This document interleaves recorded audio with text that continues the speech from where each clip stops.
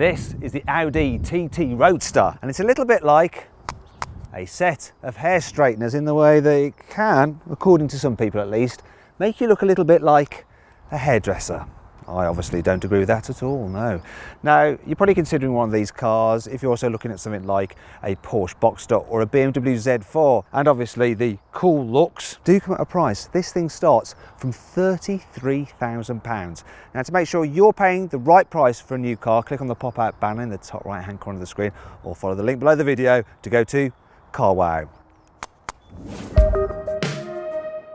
Let's start this review by talking about the design, because I should point out that this is the TTS version, so it has some extra sporty styling bits and pieces. For instance, it has quad tailpipes, unique bumpers with some extra sporty bits of trim as well. There's 19-inch bespoke alloy wheels for this car and some more sporty bits down the side.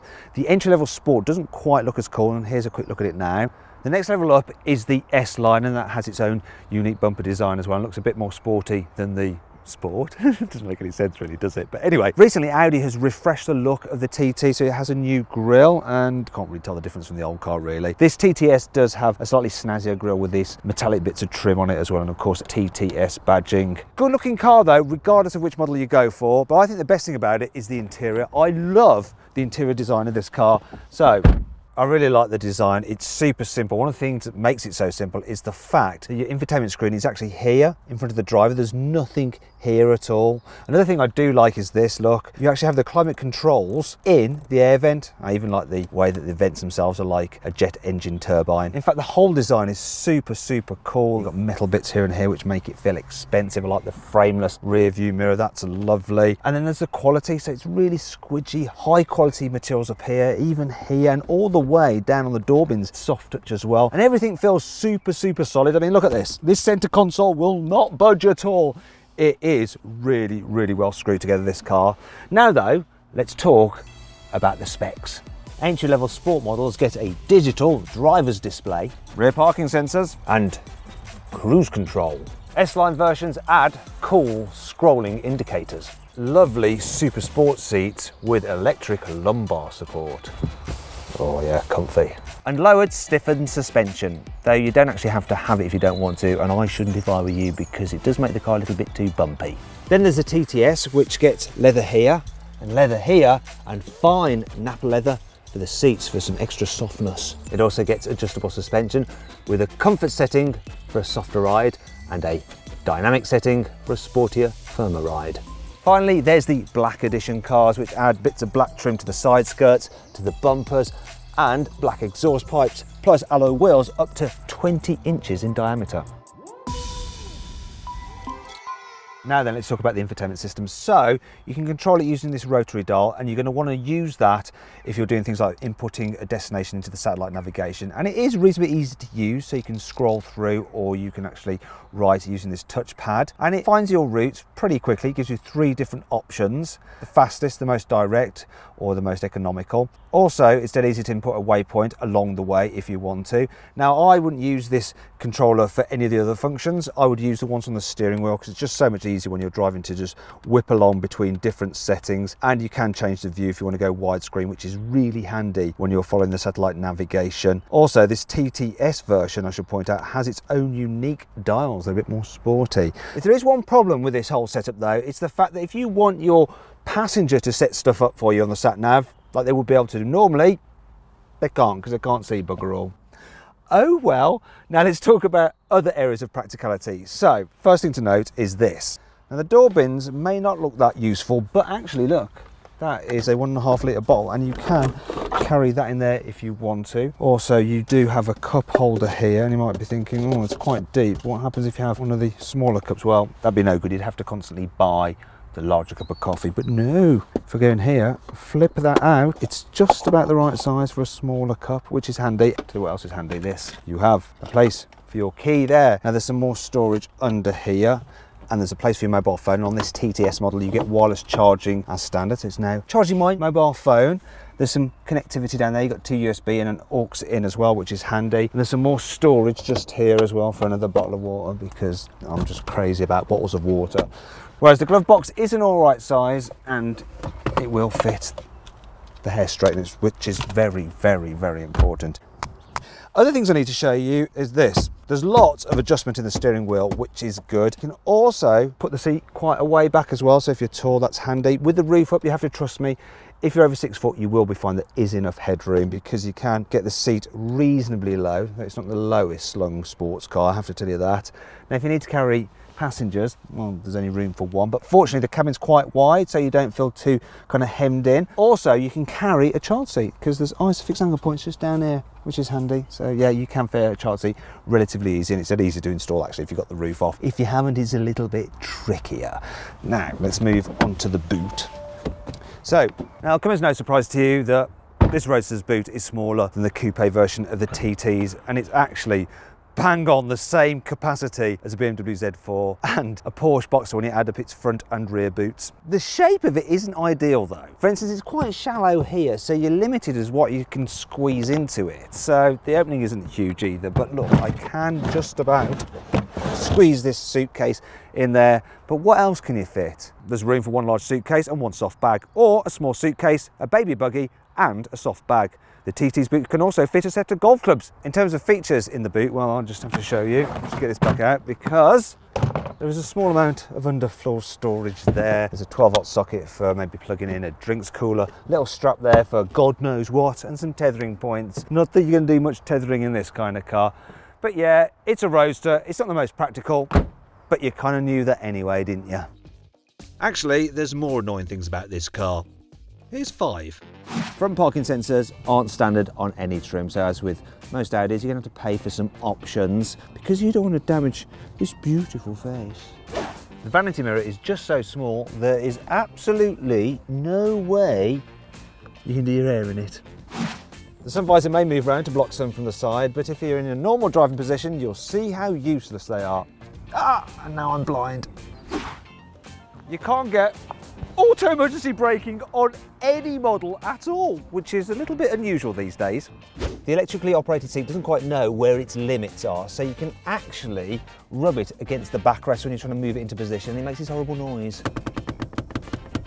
It's probably doing some damage to the motors as well, but it ain't my car, so hey. It's not all negative though. Here's 5 good things about this car. The fuel filler cap not only looks super cool, but you can just slot your nozzle straight into it. Unlike many other Roadsters, this car has an electrically operated wind deflector, so while you're driving along you can choose to have it either up or down, depending on how much wind in the hair thrills you're after.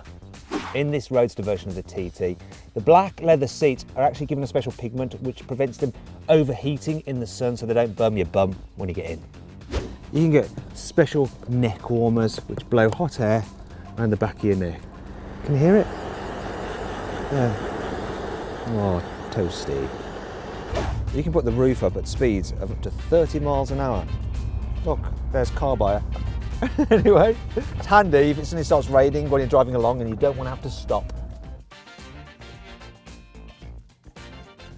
The engine choices for the Audi TT Roadster are very, very simple. There's only one, and it's a 2-litre turbo petrol. Now, you can get it as the 40 TSI, then it has 200 horsepower and can do 0 to 60 in around 7 seconds. Then there is the 45 TSI, which has 245 horsepower and can get from 0 to 60 in about 6 seconds. Now, all models come with the manual gearbox as standard, but you can upgrade to a 7-speed automatic. And the higher power engine is available with quattro all-wheel drive, but only as an automatic. However, this car is the TTS, and its 2-litre turbocharged petrol has 306 horsepower. It also gets the automatic gearbox and quattro all-wheel drive as standard and can get from 0 to 60 in just 4.8 seconds, though you do have to pay for that because this car starts from £46,000. So make sure you click on the pop-out banner just up there in the top right-hand corner of the screen or on the link below the video to go to carwow to make sure you're paying a fair price for your new car. Okay, let's see how quick this car is to 60 miles an hour. So I'm going to time it using my specialist timing equipment up there. Put the car into drive.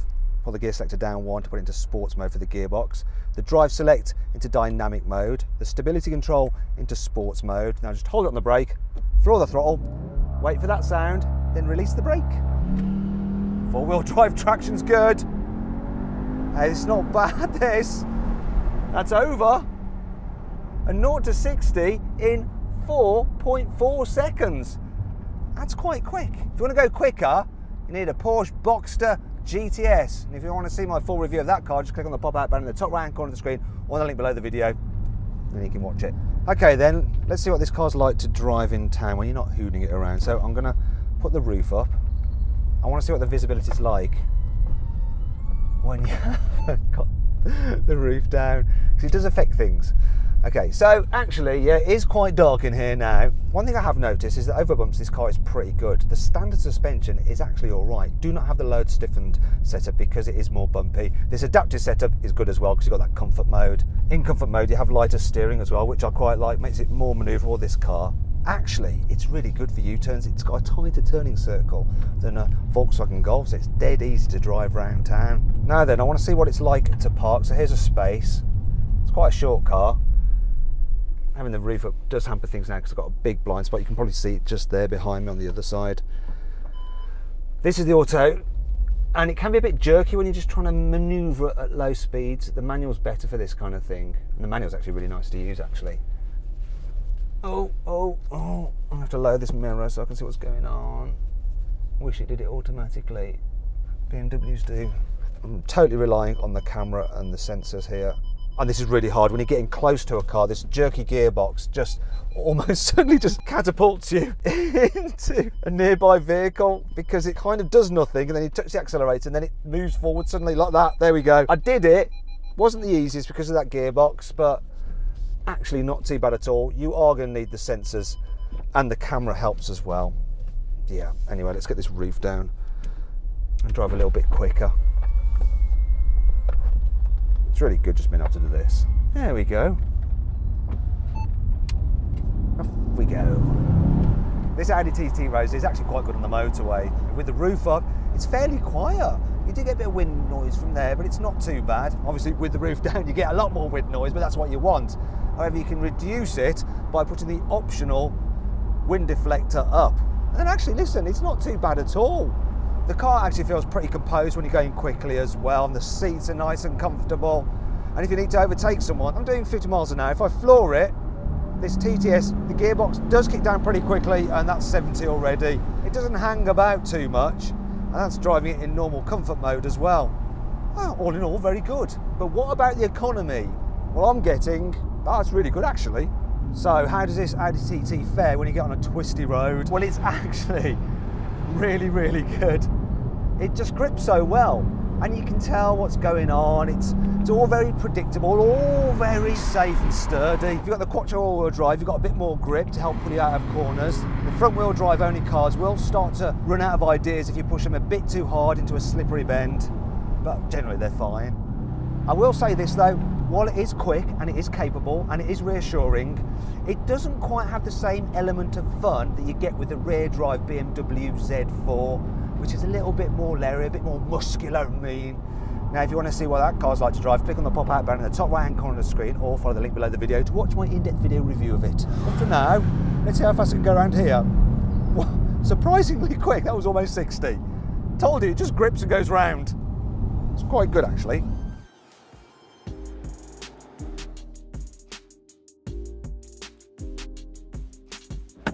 So then, what's my final verdict on the Audi TT Roadster? Should you avoid it? Should you consider it? Should you shortlist it?